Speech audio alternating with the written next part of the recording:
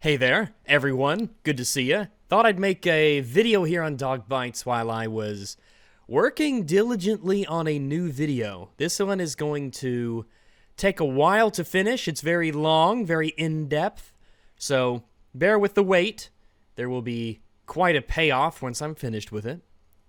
But something came up that I wanted to talk about briefly, because it's kind of relevant to the project that I'm working on now, and I think a lot of you will know just what I'm talking about here. You'll be able to look back and say, hey, I know why they say that. I guess if you haven't heard, I'll catch a few people up very quickly. They're making a Sonic the Hedgehog movie. Most of you probably are fully aware of this. They're making a new Sonic the Hedgehog movie, and it's live action, and Sonic is going to be animated. Months back when they released the original trailer, the Sonic model that they used looked god-awful. He was memed into oblivion by the internet collectively as we all laughed at just how terrible the Sonic design was. The director of the movie, Jeff Fowler, I think this is going to be his directorial debut film, in fact, he saw that everyone hated the Sonic design. And so he did something that was rather unusual, especially nowadays. He said, all right, I understand that everybody hates it. So we're going to go back and we're going to fix it. And we're going to come up with a much, much better design. And people were thrilled to hear this. People were really glad that our criticism of what we had been shown in the trailer was actually being addressed by the content creator, by the director, and all of his visual effects guys. We were actually kind of surprised. So a couple days ago, they decided what they would do is they'd release a new trailer. And this new trailer featured the new Sonic redesign. And quite frankly, it looks great. When you put the old Sonic next to the new Sonic, it is night and day. That old one looked like some eldritch horror straight from a Lovecraftian cosmic horror fiction novel. But this new one, man, what a great job. It looks so much better. Look at him. Look at his face. He doesn't look like some horrific abomination. He looks like a cute, familiar, great-looking character. Now, I see this as a win for basically everyone involved. People like the design, so they are far more likely to go and see the movie as a result. That means that the studio makes more money, the director has listened to feedback and changed things for the fans, and that has earned him an immense amount of goodwill. But of course, no matter how good things seem, no matter how great it is to be a consumer and to have your stuff recognized by people, there are always those out there who will take an issue with it. I still hate that fan outrage successfully sent Sonic animation back to the drawing board, because that's never, ever a good precedent. But it does look better. What an interesting tweet. Let's explore. This is great. I love this kind of stuff. By the way, if you asked if this person has pronouns in their bio, you are correct. Good job. Fan outrage is automatically, I feel, somewhat poisoning the well. It wasn't just fan outrage. To label it as such is kind of ridiculous. Maybe Ashley doesn't remember, what happened. It wasn't just fans. It was everyone. Everyone hated it. It was terrible to everybody. It was an animation abomination. If you care about the products that are put out there, if you care about fans getting good stuff, if you care about quality, if you care about the fact that consumers can have a voice, that the people who make the movies and who make the shows, that they should listen to us, then the idea that you could hate the fact that they listened to consumers and changed something, not just change something for the better, for much, much better. You should be over the moon about this. You should be thrilled that they did that. If you're going to take the position of being pro-consumer before pro-corporation, and there's a give and take, it's a difficult relationship. It's not always a black and white thing, absolutely. The issue is that when it comes to something like this, we're not in a position to make demands. Consumers aren't in that position. What consumers did was they were given a product that looked awful. It looked terrible. And so they did what basically the only thing they could do at the time. They went to the internet and voiced very audibly their immense displeasure and their disappointment at how terrible it looked. Much like the process of review bombing, going on the internet and complaining is essentially the same thing in movie format.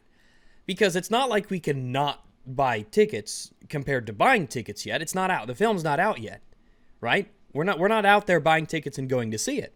We're doing what we can do. The consumers are doing what they're able to do at the moment. And at the moment, it's to be very audible about their displeasure. These films, they're not given to us. They're not just granted to us. They're products. We pay to get them. We pay to go to the theater and see them. We spend money to go and look at this stuff. And then, again, we pay to get DVDs or Blu-rays of them. It's not fan entitlement to say that I'm spending a lot of money to go see this film, and it's about a franchise that maybe I care about, and I want to see it treated well. It's not entitlement to say that I have to spend money on this and I want it to be good, and I will criticize it if I see something that isn't good. This idea that has sprung up within certain groups on the internet particularly, that fans should just eat up whatever crap they're given, it baffles me. I have no idea why you would take the stance of, I hate the fact that fans audibly voice their displeasure at something that was insanely terrible looking, and therefore the studio listened to the consumer and then changed something for the better. Do you want to keep getting The Predator? Do you want to keep getting Terminator Dark Fate? Do you want to keep getting The Last Jedi? These shit movies that just build on nostalgia as their only selling purpose? Movies that don't have any respect for the source material? That want to use the old stuff that you like and then treat it like crap to prop up their new ideas of what the series should be? Is that what you want? Because that's what's going to keep happening. If people just consume product, if people just eat it up, no matter what it is, then that's not an environment that is encouraging quality. If you fucking clap like a seal at everything that you see on a screen, why do you what makes you think movies will get better? What makes you think that movies will improve in their quality? What makes you think that you'll ever get what you want if you just shrug your shoulders and say, well, I guess I'll just like whatever I'm shown? Don't you have standards? Don't you care about things? Don't you care about the quality of movies? Don't you care about the quality of stories? Don't you want things to be well written? Don't you want to see no plot holes and no inconsistencies? Don't you want to see well written stories and developed characters that you can really care about, that you can be invested in? I have no emotional attachment in any way to Sonic the Hedgehog. I don't care about this movie. Though I will say, I care about it more now. I'm one of those guys who's pretty much totally apathetic to the whole Sonic the Hedgehog theatrical movie cinema thing. But, you know, there's a part of me that sees the fact that Jeff Fowler and the studio went back and did all this work to make a great new-looking Sonic, who's expressive and emotive and looks great. There's a part of me that wants to go and see the movie just to show that I appreciate what they did. A studio listening to fans and listening to consumers, that's something that we should encourage, and that's something that we should reward them for doing. Ashley says that it's never, ever a good precedent to have a studio listening to what the fans want. It's interesting that she says it's never ever a good precedent, but it does still look better. That's what we wanted. We wanted a good-looking Sonic in a Sonic film. I don't think that that's an unreasonable thing to want. This studio took the time and the money and the effort to listen to fans to give them something that they want to see. And they didn't have to. They didn't have to do that. And I understand maybe there's an aspect in here of the creative vision of the design team was the original Sonic. Well, their creative vision was fucking garbage. And they had every right to stick with it if they wanted to. just as we have every right to criticize it, as I did when the original trailer came out, as everybody did, because it was just universally accepted to be a terrible-looking Sonic. Jordan brings up an interesting question. Does it really make the film seem any less soulless, though? That's my problem with fans rallying behind one problem as the face of their issues, placate that single detail, and they give the rest of what still looks like a terrible movie a pass. They're way too easily appeased. Jordan's not what we would call a smart person, but this is an interesting comment, nonetheless. Does it make the film seem any less soulless, though? I think so. I think so, it does. Absolutely it does. If it was soulless, do you think they'd give a shit about what fans want? They'd just put it out, they'd get their money, they'd do whatever. And if you say, but Rags, I don't know. What if just doing what the fans want, maybe that's the soulless part. Maybe it makes it more soulless that they just do whatever the fans want to do. And to that I say, at this point, is that a distinction without a difference? Let's say that it is soulless, and all that they do is placate the fans. If they give the fans of the franchise what they want to see, what would be good for the series, well, all right. What's the problem exactly? The problem would be the company is soulless, but they're giving a product that satisfies, that has a level of quality people will accept. I look at this redesign and I say, you know what, this Jeff Fowler guy, remember, this is his directorial debut. This is his first movie that he's directing. And I think he made the right call. I really do. I think that he looked out at all these people who were either passionate about Sonic or who just wanted good-looking movies, and he saw that they hated the design, so he said, you know what? They've got a point. We're going to go back and we're going to redesign it. We're going to give you something that you really like. And sure, there's an aspect of, if we don't give them things that they like, they won't buy the tickets to see the movie. They won't buy it. We'll lose money. Sure, that's an aspect to it. But I certainly don't begrudge him for that in the slightest. If we get what we want, and he gets what he wants, at this point, does the level of soul that it has, does it even enter into the equation at all? Is it even relevant?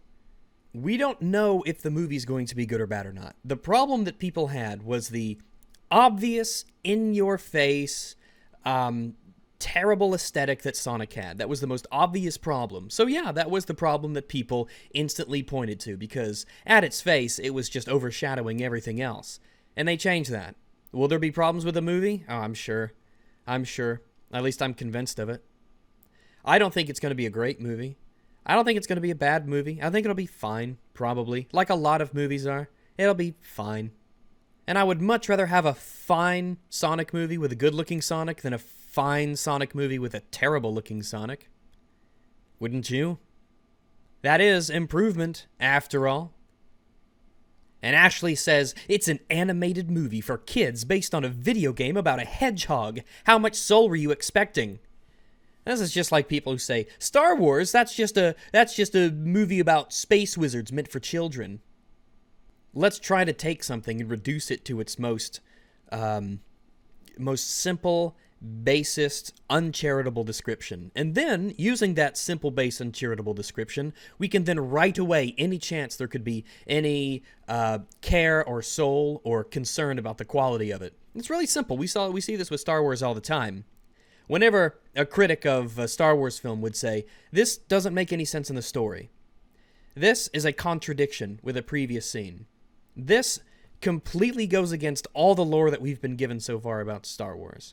Whenever any of these legitimate issues would be brought up, that was the defense. It's a movie about space wizards. It's meant for children. What are you doing criticizing it? What are you doing finding problems with it? I don't know about you, but I want to have... Let's take that. Let's go and run with that. It's a movie that's meant for kids? Sure, I want kids to have good stuff. I want kids to watch good movies. I want kids to be told good stories that are consistent, that are high quality. I want to instill in them a high standard for media. Don't you? I don't want kid shows to be bad. Saying it's a kid show, that doesn't mean it's any less bad. The problems are still there. I could just as easily say, oh, it's some red-haired cunt on Twitter. Why do I even need to listen to her? But I'm sure that would be far too uncharitable for you. Because one rule for thee and one for me. I think that large studio projects can certainly have soul to them. Absolutely, without a doubt. Let's look at Marvel. Let's look at all the Marvel movies, right? I think some of those Marvel movies definitely have a lot of soul to them. I think Homecoming had a soul. I think Ragnarok had a great deal of it. I think Civil War, Infinity War. You might agree with me or disagree with me on those things, but I think that those movies, with the writing and their characters and the development and the world building, I think a lot of care and effort went into making those far better than they quote-unquote needed to be. I think when you look at films like that and you compare them to Black Panther, Aquaman, stuff like that, they're so much better, so much higher quality. There's so much more, dare I say it, soul in the good ones. And maybe that's what helps them stand apart so well. Let's look at Star Wars. Star Wars is a great example. Yesterday, I watched the first episode of The Mandalorian. I watched it with Fringy and Mahler. And we all liked it. We liked it. Because I want things to be good. Look, The Force Awakens was pretty darn bad. The Last Jedi? Absolute garbage. Solo? Ugh. Mediocre. We'd have nothing but losses and misses when it came to Star Wars. And then The Mandalorian comes out, and here we are. We're ready for it. We're ready for a good Star Wars flick.